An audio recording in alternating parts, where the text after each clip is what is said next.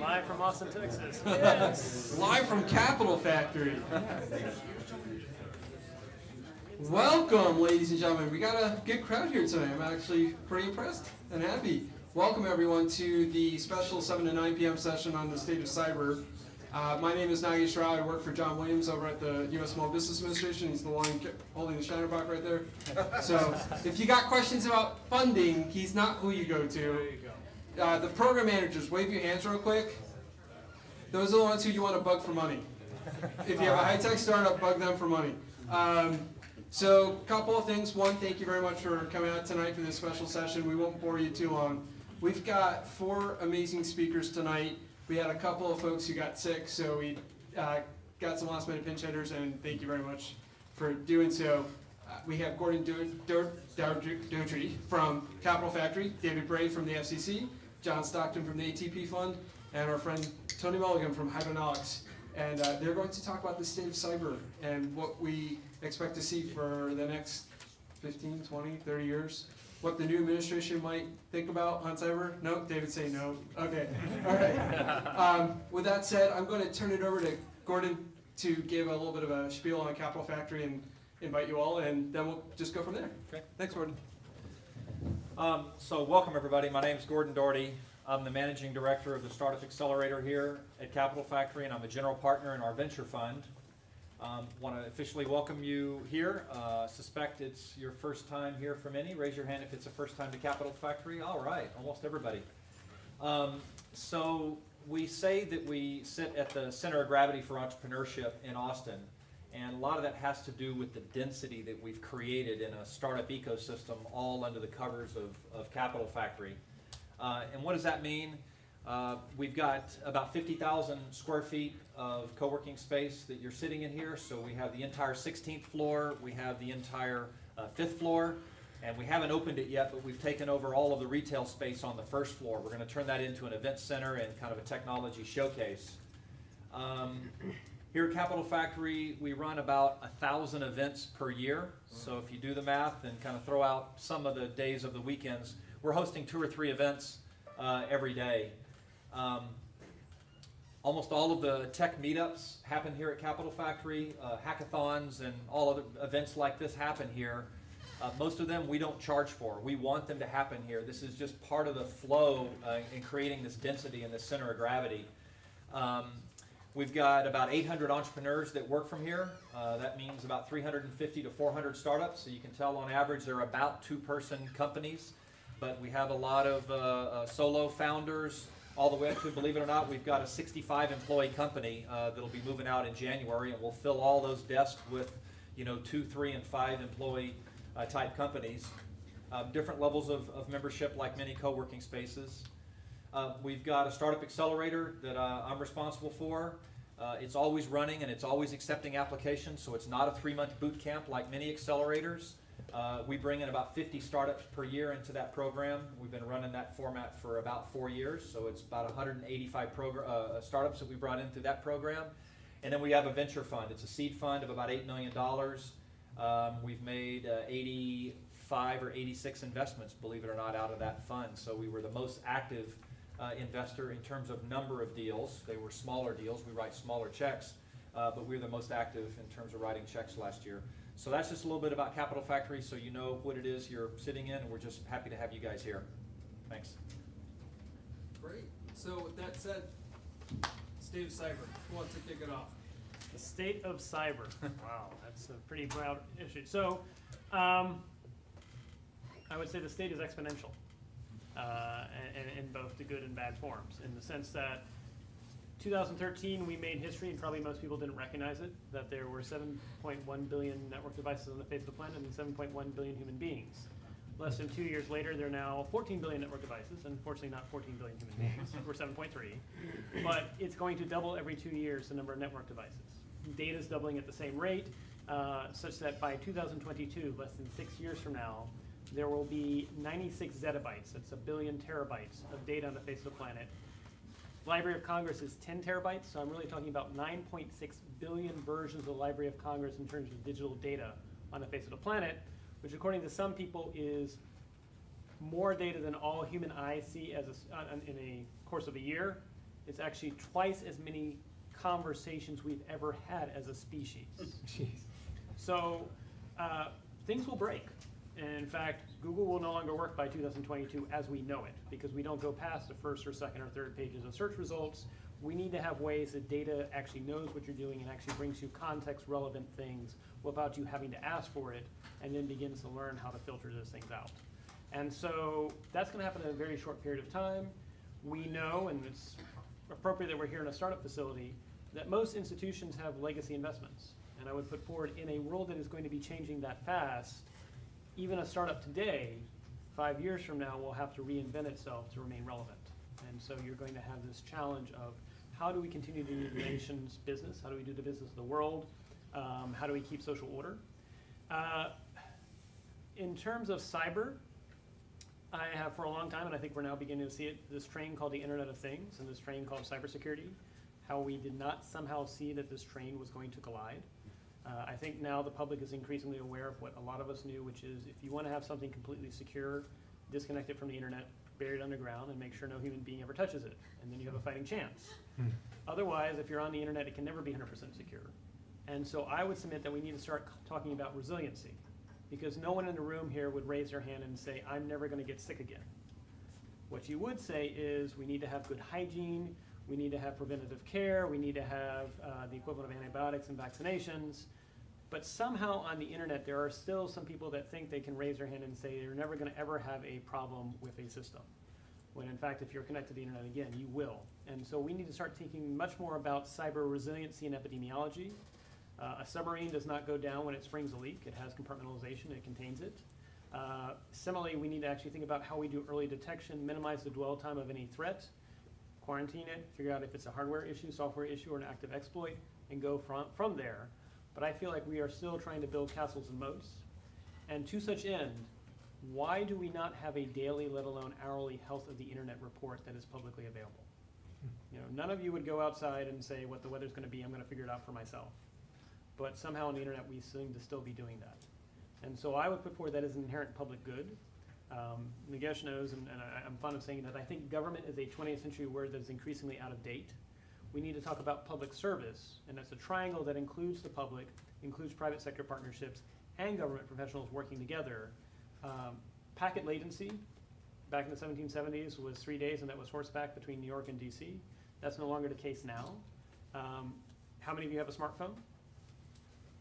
How many of you would be willing to volunteer data on either air quality, water quality, transportation quality, energy efficiency, if you knew it was going to be kept anonymous, kept private, and would help improve the local health, local well-being of your community? And again, you don't have to if you don't want to, but you could opt in. And according to some statistics, if you have a smartphone, you have more computing power in your pocket than what President Reagan had available in 1981. And that the next 1 billion people on the face of the planet that are going to get that are going to get that computing power for less than 45 bucks. And so we are in a terra incognita that needs to be charted. But no one sector has all the answers, and that we need to engage startups, we need to engage existing social institutions, we need to engage the citizen, we need to engage private institutions. The challenge is it seems like we're all going in different directions at the moment on cyber, and that's to our detriment, because there are entities that are organized, whether it's for profit gain or for active exploit, that are currently using cyber to such ends. Meanwhile, we're watching as everything burns around us. So I'd say right now, the state of cyber is exponential, both the good side and the bad side. Well, let me add a few words to that. I won't be as eloquent or as detailed, but I do venture capital, and so I work with some guys here in Austin, and we invest locally. But I'm also involved with a fund in the West Coast that's called Auto Tech Ventures. That actually, it's a $70 to $100 million fund right now, and we're investing in car infrastructure and everything that's happening with kind of the cars of the future. And obviously, the big rage right now is autonomous driving. And everybody, if you talk to the average person, they say, yeah, in the next 20 years or so. But you drive around Mountain View, and it's surprising how often you see a car driving itself in the lane beside you, and people just don't think much about it. But if you now the benefit of working in the venture capital community is I get to get taught by incredibly smart people at a bunch of startups all the really cool things that they are working on for deployment in the next few years. And this autonomous stuff, you know, it's surprising that the big experiments that will be very broad will be kind of 2019 or so, or 2020 for sure.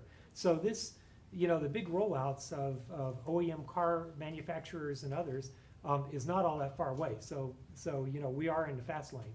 But in talking to some of these companies, it's surprising to just the level of detail of things that people are thinking about. So just a few for instances.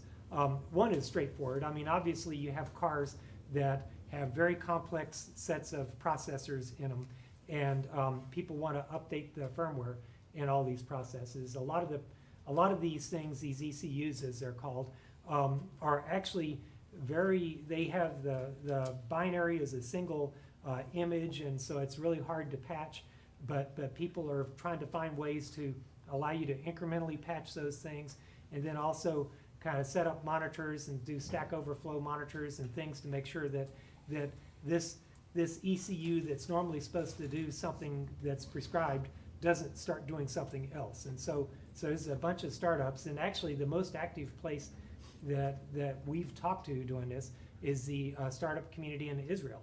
A bunch of guys that I think have worked at purposes to do the exploits are now you know, trying to work against people doing those exploits on you. So that's kind of a surprisingly complex area. But the other area that really has got my attention is the idea of once you have cars that are connected through some networking infrastructure, something called DSRC, that allows cars to talk to each other, a V2V communication, or vehicle to infrastructure, V to I infrastructure communication. Once you have that, then suddenly it's possible that cars can start sharing data of what they see in their sensors. So if my LiDAR sensor sees a box in the road on a pitch black night, you know, unlit road, and it happens to pick up a box of nails in the middle of the street, it can actually kind of let people behind me know, you know, there's something here you better pay attention to. And so so this swarming of sensors is another thing that companies are just starting to you know, talk about and raise funds for and all that. So it's an incredible space, and this is just, you know, in the car related space, not to mention, you know, if you look at the number of things that you have in your house that are connected to the internet or to your phone through Bluetooth, it's, you know, I can't get on the bathroom scale anymore without having it report, you know, how bad I've been the last day or two. But, you know, I can't go for a walk or run without having this one tell me how far I've gone, and this one tell me, you know, how well I slept last night and stuff. So, you know, it's a great time to be alive. Hi, my name's Tony Mulligan, and so I, in my retirement transition, I went from making smart UAVs that would automatically do convoy follows and things like that for the military, to little robot boats that rescue people on the 5-star resorts of the world, so I could go travel and get used to this idea of maybe retiring one day. But what I wanted to talk a little bit about was, so what happens when these things start gelling? What does that mean to us as people? You know, what does that mean to our lives? So we have these cool autonomous cars, and 4 or 5 years ago, the Google guys took me for a ride on their autonomous car in the test track, and that was worse than like riding with a race car driver, but it was so perfect. It was just, you know, it was amazing. It was a true experience. But so we get these autonomous cars, okay, and they have all these cool things that will undoubtedly be like the first cell phone. I don't think they were thinking that this was going to be how you access all the data in the world. So you take this autonomous car. So the first thing that starts changing is, how do you buy your car? You buy it online and it drives to your house. So I'm thinking, don't send your kids to be car dealers. So that's kind of cool. Well, then what happens next? You know, your autonomous car lets you drink and drive because you're not driving. Your autonomous car lets you work while you're going to work in the morning. Your autonomous car lets you, as a grocery store, send a 15-year-old bagger to ride in a car to unload groceries that were ordered for an elderly couple to carry the groceries inside of the car. All these kind of neat things start happening. But now you take Uber, and you take this really sophisticated software that matches a passenger's need with a vehicle, and you give Uber a driverless car. Okay, so now what starts happening is, you know, you need a car. The car comes up to your house, picks you up, and after it drops you off, it just stays there waiting for the next ride that would be close. So, well, how does this all start evolving? Well, after a while, these cars are driving automatically through society, so you don't really have to have traffic lights. And as a point comes by, you can't drive a manual car in this traffic anymore because one's zipping through a light and the other one's zipping, and they're spacing the timing so that the intersections can go without non-stopping, making our lives wonderful, reducing traffic jams, and everything's starting at the same time instead of the lag, and you don't get these mysterious, why did I have a traffic jam on the highway? But you can't drive your own car. Okay, so now that you can't drive your own car, well, do you need a Lamborghini? Because you're not allowed to, you can't go fast or not. Do you need a Camaro? Do you need a minivan?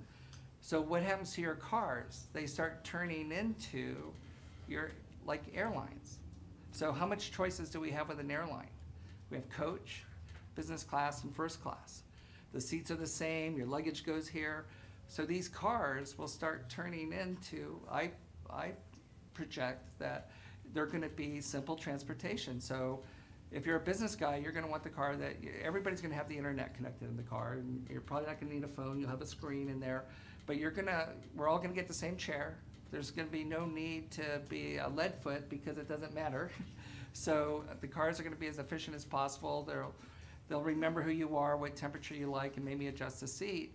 But you'll start having very low options. And so really what is it gonna be? It's gonna be Uber who controls who gets a car when for what price.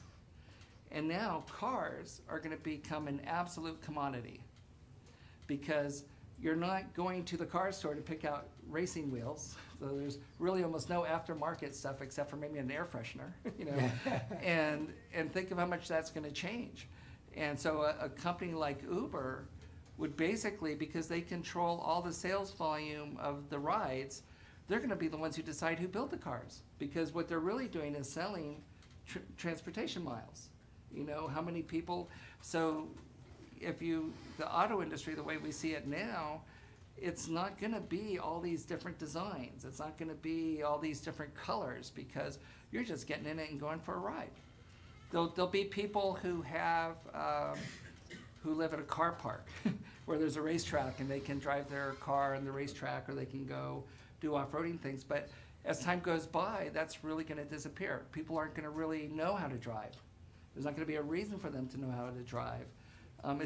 Think of it like, what happens when you lose your cell phone and you need to call somebody on someone else's phone, like a dial phone? Like, I don't know the number. You know, Right. The old days you remembered everyone's phone number. So I think that.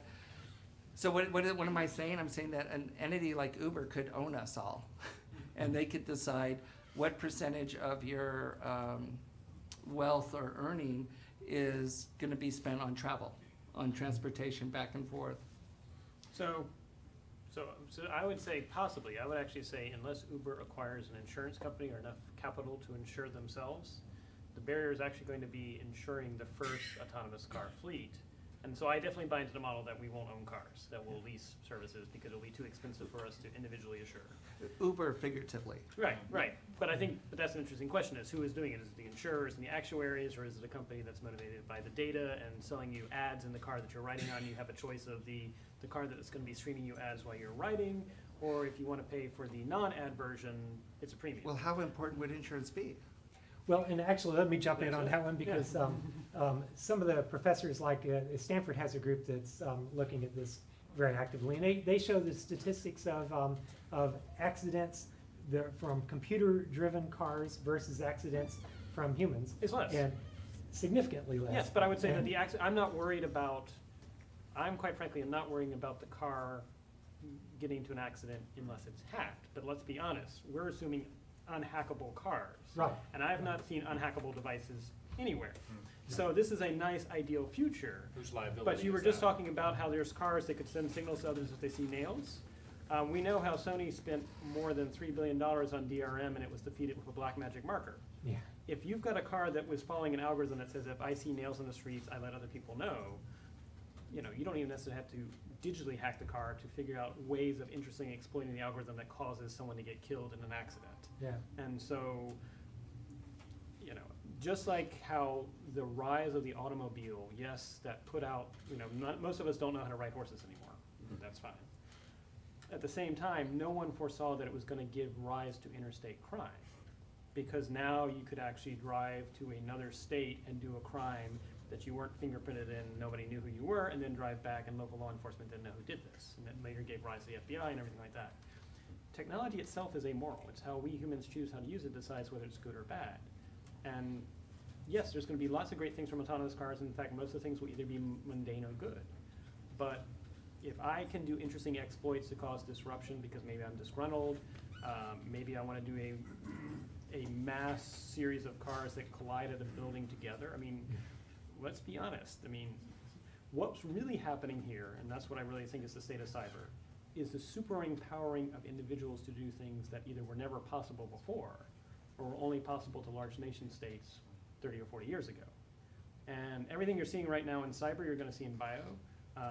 I saw just last year as an Eisenhower Fellow in Taiwan, and let me give you a little bit of my background on bio. So I signed up in 2000 for what was called the Bioterrorism Preparedness Response Program. It was with the Centers for Disease Control. Every 6 months, Congress said we were a Cold War relic, we didn't need to exist. We said, well, the sarin gas attacks had happened in the 1990s. We couldn't find all the vials of smallpox in the former Soviet republics, but still it was the case. And I was literally supposed to brief the CIA and the FBI on September 11th, 2001 at 9 o'clock in the morning as to what we would do technology-wise should a bioterrorism event happen. And of course, 8:34, the world changed. We pile computers in the cars, deal with response to New York and DC. Don't sleep for 3 weeks. Stand down on October 1st, brief the CIA on October 3rd. First case of anthrax was in Florida 24 hours later. But now I'm seeing in countries like Taiwan and Australia that for less than $1 million, you can create customized E. coli from scratch tailored to your DNA. The goal is ultimately to create personalized medicine delivery systems and or organs that won't be rejected by your body. And that's great. But let's be honest, personalized medicine is also personalized poison. And so what really is happening, and I think we're missing it when we talk about cyber as cybersecurity, is it's really just super empowering individuals. Human beings, and the fact that we do great things, we do mundane things, and we do awful things hasn't changed. And so are we ready for a world in which everybody's super empowered? Scary. Scary, but also I'm hopeful. I mean, we have always figured out how to adapt. I mean, we had solutions when people started driving cars and no longer horses, but it required us to think of not just technology solutions, but new ways of organizing. When the printing press came out, Gutenberg printing press, 200 years later was the Treaty of Westphalia that actually defined nation states and sovereignty. Should we not be surprised that the internet, much like the printing press, will give rise to new ways of organizing that might be ideologies without geography? I hope it's not neo-feudalism, but one of the things you didn't say is how many people are going to be out of jobs the moment when those cars can drive themselves. Right. We may risk a serf economy with very affluent individuals and a whole lot of serfs. And maybe that's what we're seeing with the most recent election turn. I'll leave that for other people to discuss. But we have to try and figure out, who are we if we don't have to work? Who are human beings if we don't need to have jobs? We know there's a thing called the unemployment effect, in which you will get sicker, your mental health will be worse, and you'll be more prone to violence if you're not employed. And so it's nice to think of a future in which we have to work less. But part of our human programming is we do need to have an identity associated with jobs. There's a deja vu moment that I find myself having, and much like people that were old enough to live through the Great Depression in the late 20s, early 30s, had a deja vu moment when our economy hit the wall several years ago. I'm just old enough to remember doing the nuclear bomb drills in elementary school, where you had to go out in the hallway and put your head between your knees, and it was like a fire drill, right? Some of you remember it. And so then of course those times have passed. We don't think as much about that. But more recently, I increasingly think about the internet in our country or the world going down for 4 hours or 4 days or God forbid 4 weeks. I don't think my kids, think about it and worry about it like I did. When I was young, I actually spent that much of my time worrying about a nuclear missile coming over to the U.S. I don't think my kids worry about that same thing with what we're talking about here, but I actually increasingly now find myself in a deja vu moment, worrying about that a little bit. I think to me it's significant. But there's a reason why the network works as well as it does. I mean, it was designed originally to survive Exactly. nuclear attacks. Exactly. And it has lots of redundancy That's and, right. and smarts. And I think cars will ultimately be designed in a similar manner. Resilience. Although I don't know that there's quite the mental discipline yet. Not yet. But it will happen. I mean, but in the short term, I think the view is even insurance companies are worried about will they sell car insurance 10 years from now. And I think short term the view is everything's going to be fine. Nobody's going to hack these things. All the smart people in the Capital Factory are going to write software that protects cars from being hijacked or whatever. But so assuming that smart people do address behavioral things and how to really make sure that things are trusted and downloads can occur in a way that can't be hacked with man-in-the-middle attacks and all that. It's going to, I think, once we get past that kind of level of this is what you have to do to be in the game, then actually things are going to be pretty cool. Now, I do worry about what do you do with all the unemployed taxi driver problem? And we've got to, as a society, we got to figure out things like that. But for me, as just a venture capitalist, that's a job above my pay grade. So not my problem. Toss them to the civil servants. But the thing is that even though we try to design things so that it's not all interconnected, we're also trying to design it so it's interconnected, so there's redundancy. And so once you've made those things connectable, somebody can figure out a way to use that connection to take the whole thing down. Yeah, well, I mean, look at Target. They came through the ventilation shaft.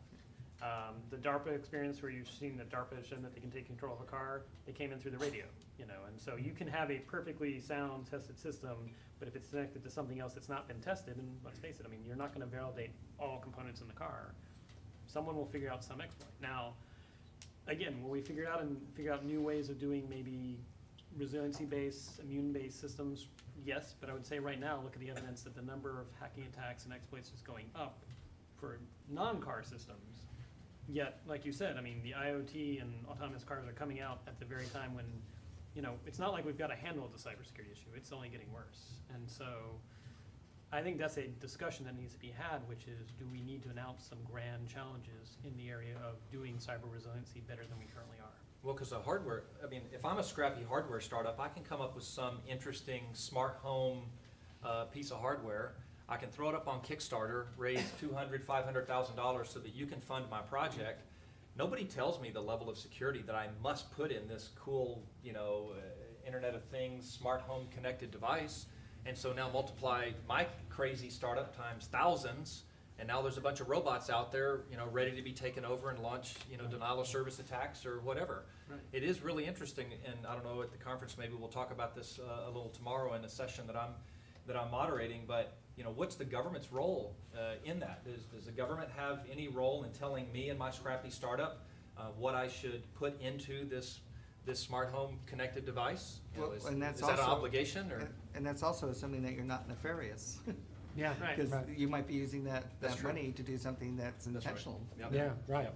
Put backdoors in intentionally. Well, and I think the added challenge is, so talking to, in February of last year, I got to talk to people in Australia and Taiwan about the coming Internet of Everything and Internet of Things.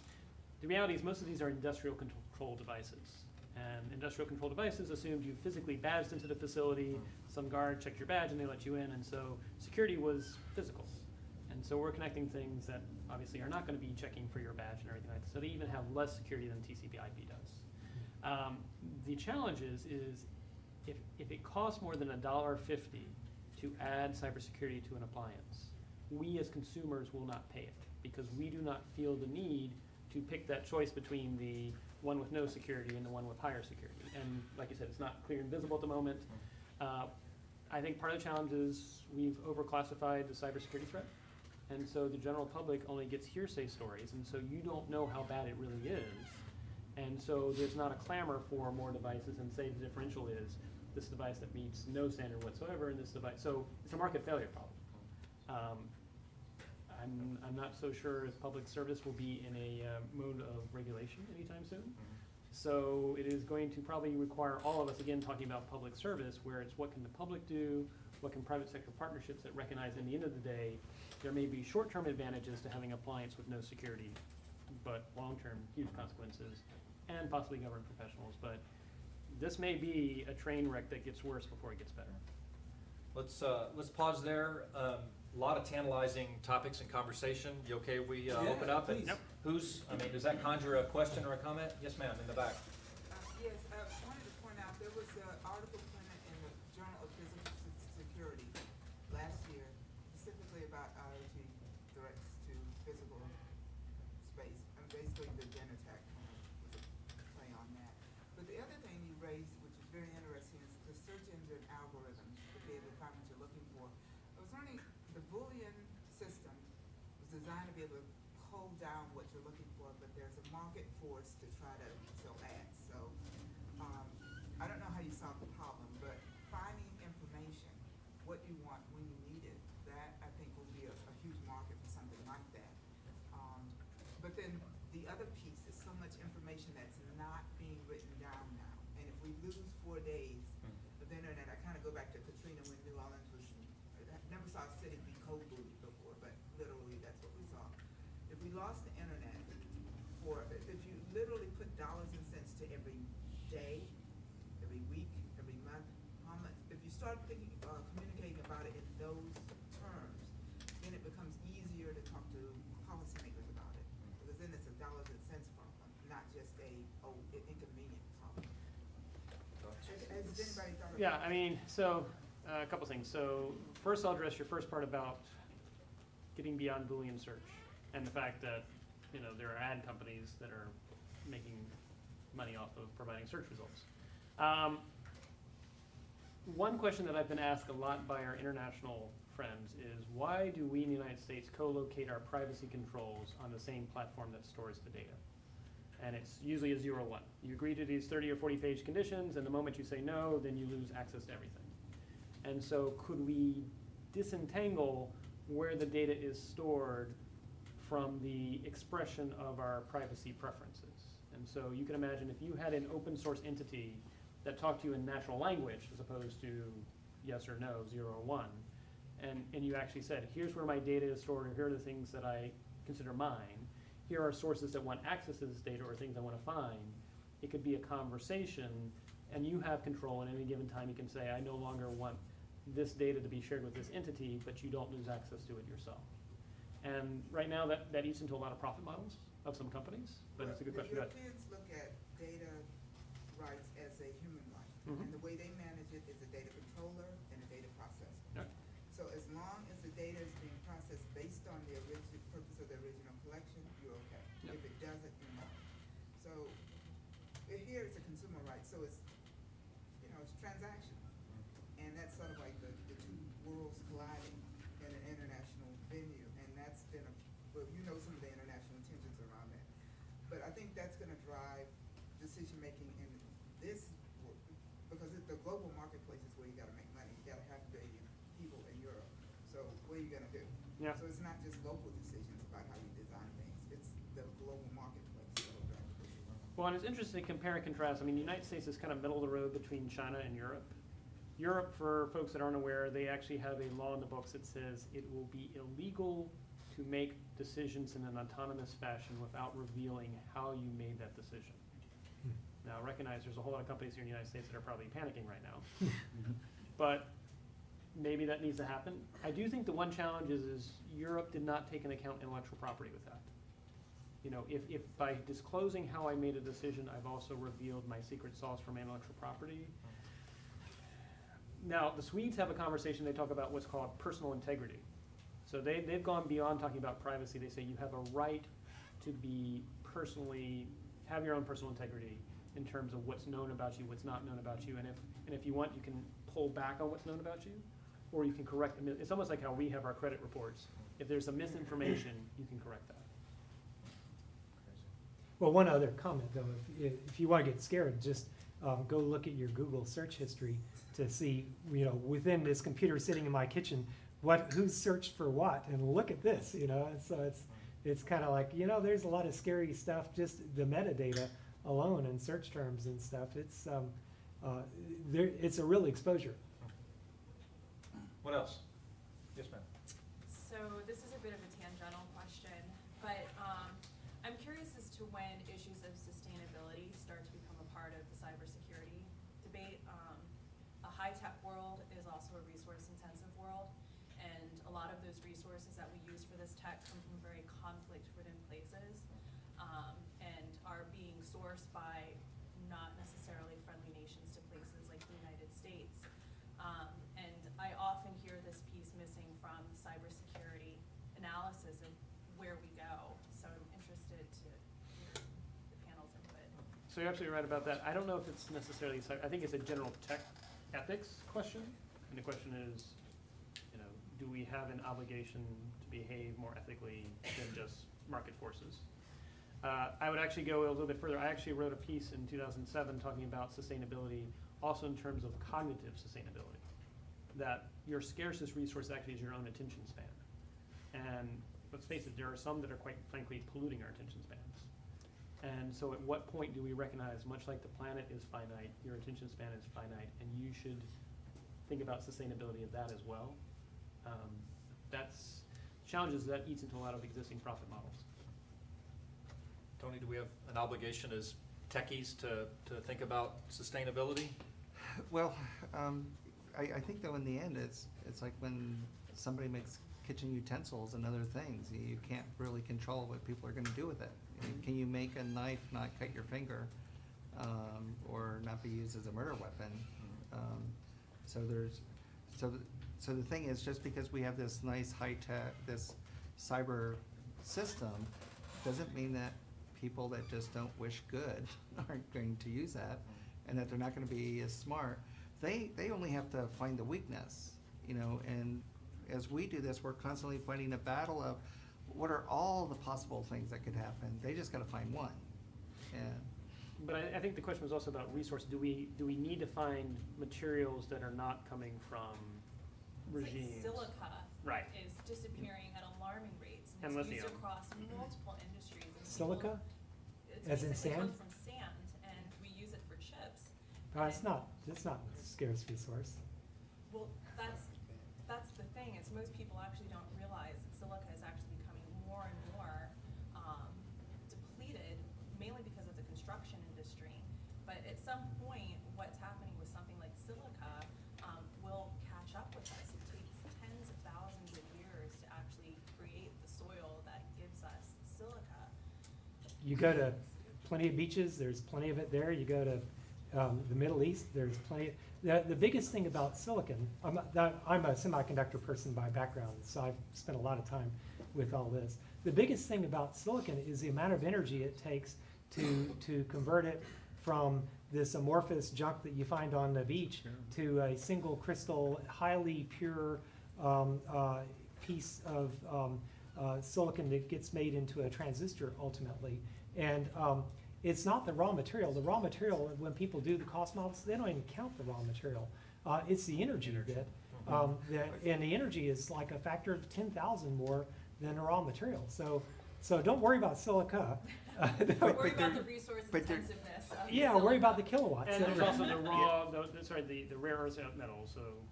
Yeah, now indium, and there's Yeah. other stuff that you're, don't worry about silica, worry about indium. And Yeah. worried about all sorts of these other things. Yeah, and also sometimes partially processed materials as ebbs and flows in consumers, you may have a momentary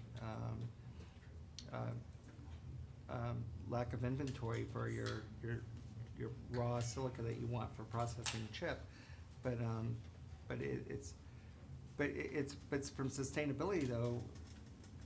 I think also just like fake information, is probably another big thing.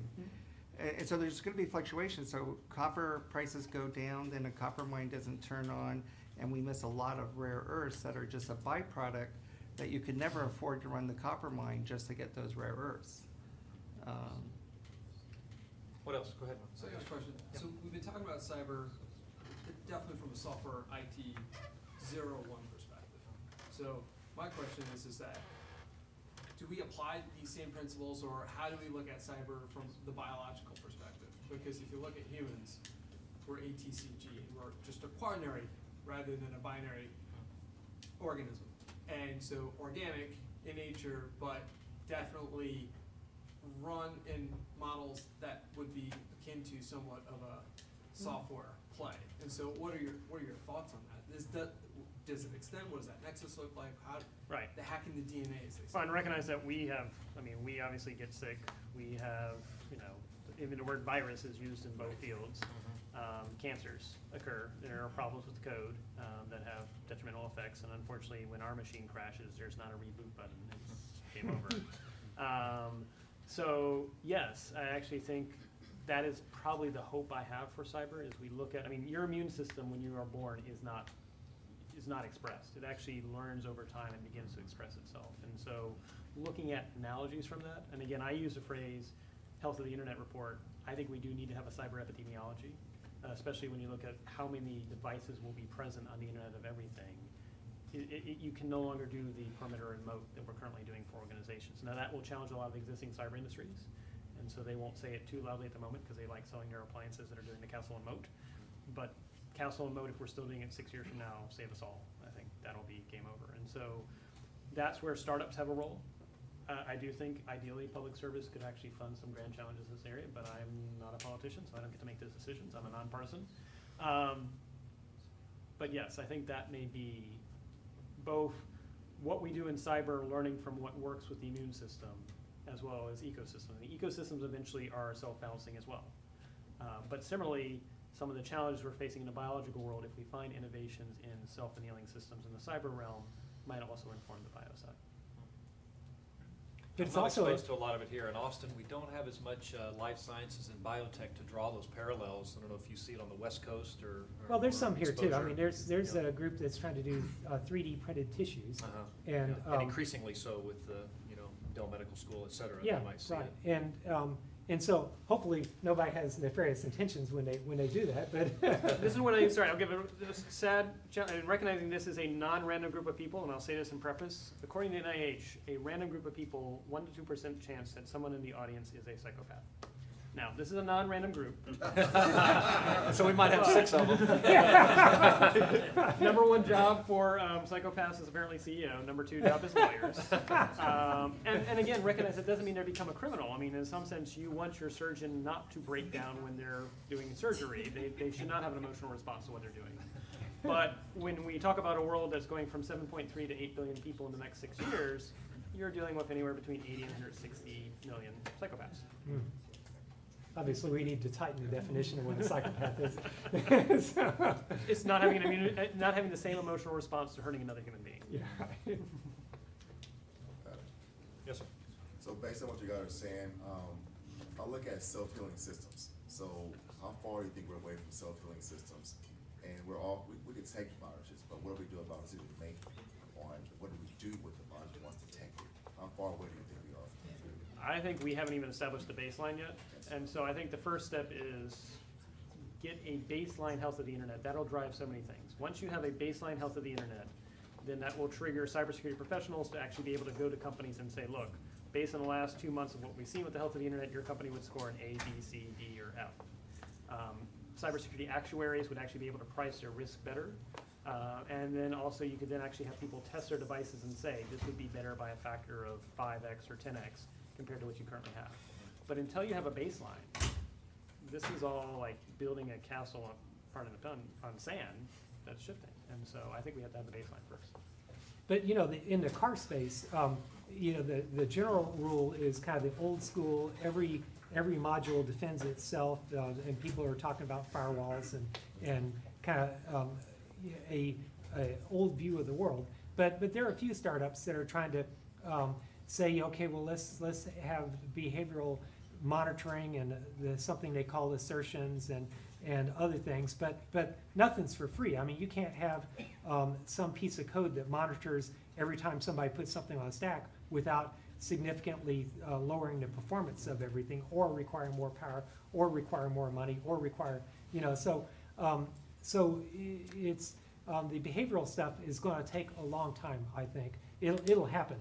But I think there'll be some train wrecks along the way to convince everybody they're willing to pay for it. And if you do develop self-healing software, you're also building the basis for the virus, because it'll also follow that platform. It'll be, so you think you've killed it, and it'll heal itself to further attack. Now, Great, the two data points I will give you is, first, there are some companies that right now are creating network topologies that change themselves every 5 seconds. I mean, you think about it right now, the way we do cybersecurity is we pretty much set up the network and then we let it sit still, but no one would fly a plane over enemy airspace and just stand there. I mean, you will maneuver and duck and cover. And so polymorphic networks of interest, I think we actually should have a grand challenge that says, because one of the biggest thing right now is setting up these obstacle courses or test realms for devices for hackers. It's pretty time consuming. It can take upwards of 6 to 9 months to set up a test range. And so actually having a grand challenge to see if you can specify specific features you want, and then allow everything else to be random or be polymorphic, and do it in less than 24 hours. If you can achieve that, one, you now have an easy way to actually begin to test devices, but then two, if you can change every 24 hours your network configuration, that makes it a lot harder for attackers to do reconnaissance. Now, the other thing also that I would also share is DARPA's had their Cyber Grand Challenge, which pitted the humans versus the machines for attackers. Machine, first time they did this, and if you remember the first autonomous car, it barely got beyond 100 feet, came in third. So I know right now all the rage is to be a cybersecurity professional, might not be 6 years from now. Well, rapidly changing system though, what about configuration management? Well, that's just it. You let the machine do it. Right. You let the machine do it. Or we all go to the Somebody's gotta cloud. We figure all it go to out. the cloud and we let the cloud do it. Yeah, okay, yeah. Yeah, that's the answer. But even in hardware, I mean, people have been talking about address-based randomization for operating systems and Right. stuff like that. And we're still not there. Right, right. I mean, it's a no-brainer. Everybody knows how to do it. It's just, it's a It's pain to taxing. implement. It's Yeah, costly and right. things can go wrong. AI, by the way, just kind of curious with the biological question. When will we, I know there's there's baby forms of AI popping up already, but when do we think we'll hit that point where we'll have something that's of self-conscious? Well, so the first question is, are we actually conscious or is it an illusion? And that could easily be another hour, so let's not get there. But according to some statistics, about 2035, 2045 is when we'll have the ability to have as many interconnected computer CPUs as neurons in our brain. And so just as a thought experiment, if you can simulate a human brain in silica, then yes. Although it's a real software challenge still. I mean, I've got a buddy in Manchester that's got a 65,000 core ARM array of processors, and I ask him how many instructions per clock that he gets, and he says, well, we effectively can keep about 30 of them used at for any one clock cycle. And so it's Right. like, Yeah. Well, we supposedly we only use, well, it's a myth, but we supposedly use only 10 to 20% of our brain. Right. So who knows? yeah, right. So, yeah. Maybe we're having the same faulty programming. Yeah. About 10 minutes left. What else? Yes, sir. How much of these issues get solved once we develop quantum computers someday in the future? Great question. So actually, I brought this up in the last panel. It's going to open a whole new Pandora's box. Now, some will happen. So quantum, as you can read in the articles, will pretty much, the way we currently do RSA encryption is dead at that point in time. And so we're going to have to figure out new ways of doing encryption at that point. Now, at the same time, quantum entanglement, if you are able to do enough qubits, and you'd have to have a lot of qubits, and right now we haven't gotten to that, you could essentially have, let's say, 100,000 qubits. And these would be separated by a physical distance of possibly the entire length of the planet. And if you change one qubit, it'll spooky action and distance change over here with nothing in between. That can't be intercepted. And so it'll both break things and solve things. And like all things, it'll bring a whole new set of issues. Yeah, but don't get too enthused. I mean, there's a company in Vancouver doing quantum computing, and it's very narrow. The problems that they can solve are very, very narrow, and you know, smart engineers, even once you get wise to the fact that somebody can crack your code, okay, we'll find a new form of math that Quantum does, resistant, yeah. yeah, right.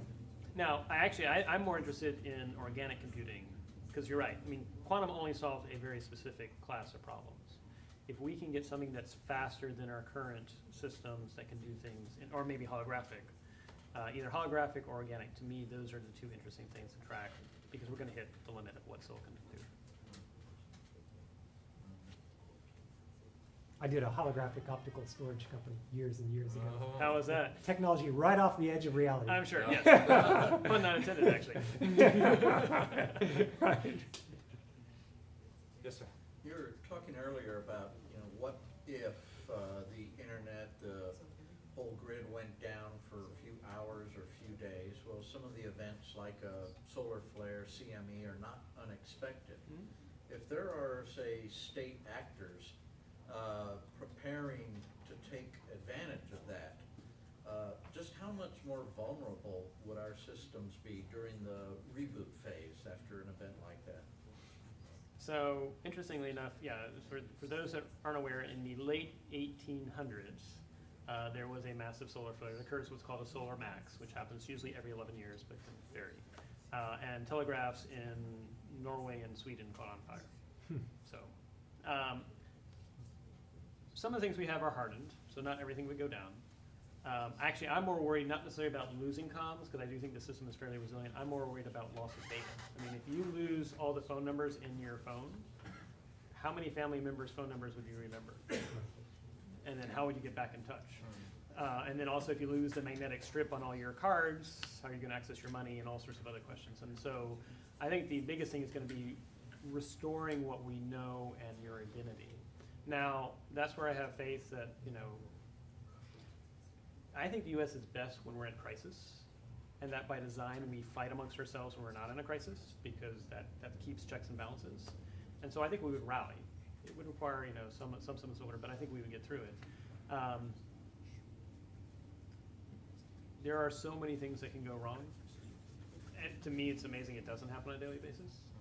But it also restores my faith in humanity too. That doesn't happen on a daily basis. But you know, related to that, not necessarily cyber, but you worry about the consumer version of GPS is, you know, kind of, it's amazing how much we trust one little narrow band that's sending all that stuff down. And you know, somebody with a 100-watt transmitter could cause all sorts of grief in a city.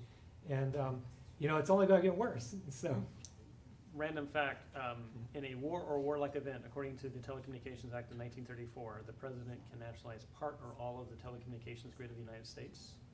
It was almost done for Hurricane Katrina because comms were so bad. He does that by turning to his science advisor, who then turns to the FCC and says, make it happen. And FCC shows up, and then we basically give Verizon, AT&T, and say, you can bill the US government. We're now going to set up military-grade comms. And so there are procedures in place, and they are practiced, but hopefully we'll never use them. Yeah, but the GPS in my car doesn't know about the No, bands. no, exactly. Well, and that too. I mean, that is actually a growing concern. Is that actually could be very, you know, you and even people out in low orbit. I mean, there's so many things you can do. David, I know you can't talk about your position or thoughts on net neutrality. I'm nonpartisan. I serve all committees.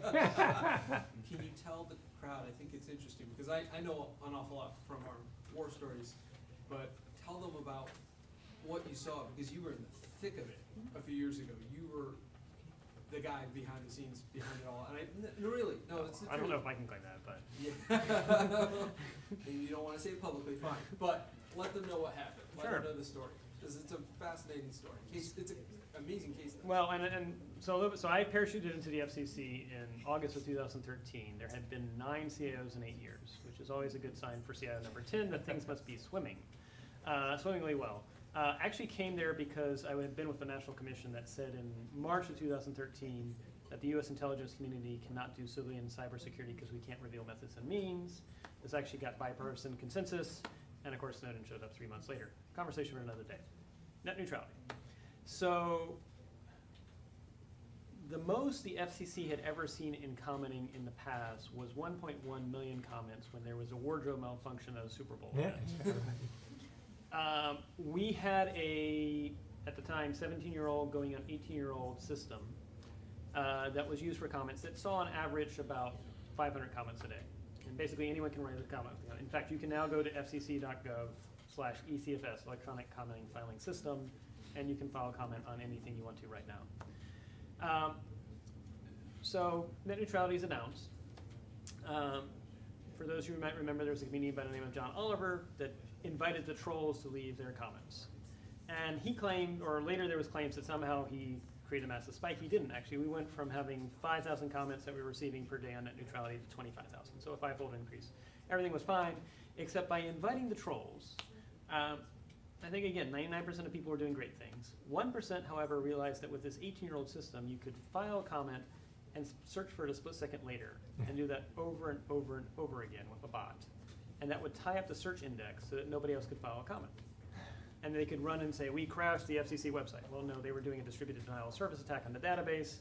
And because we were supposed to receive comments from everybody, we can't block them. You know, if I block someone, then they're gonna now scream and say, FCC prevented me from filing a comment, and I'm like, oh. So we had to figure out, on the fly, 18-year-old system, no documentation, no historical knowledge, how to decouple the filing a comment, building the index, and allowing people to search for it. Unfortunately, in less than 24 hours, the team of change agents, actually it was only 18 hours, we had a fix. So that was the first round. Commenting filing ends. There's another window of another 60 days. So they try again. This time it doesn't work. So then someone by the name of Darth Lurker, which I'm sure is a very benign, caring individual on Reddit, goes and claims and says, the FCC deleted all your comments, everyone should go and check and make sure everything is still there. And this is at 2 a.m. on a Tuesday. And sure enough, we start seeing pings that are at a millisecond basis trying to check for comments. And again, I can't block. If you want to search, you can, even though I'm pretty sure these are bots, because the top 5 IP addresses are AWS. Again, in less than 18 hours, the team of change agents we had behind the scenes, we fixed it. Now the story again was somehow the website had crashed, and we're like, no, this is denial of service attack. But it was clearly using an influence operation around it. In total, we had 120 days worth of comments.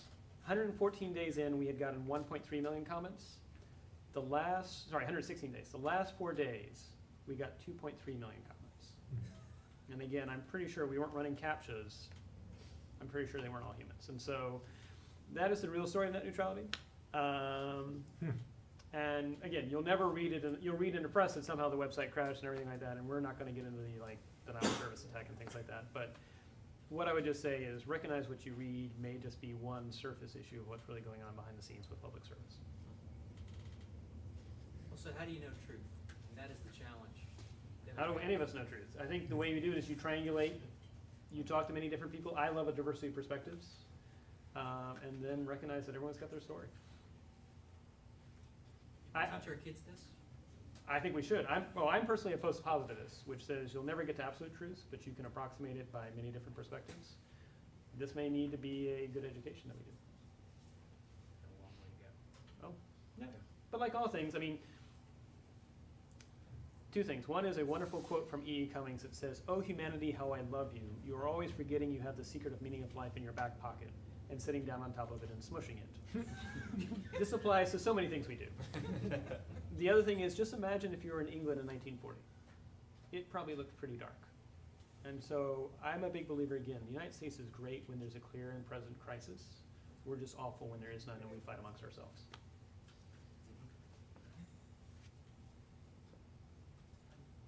Are there any more questions from the crowd?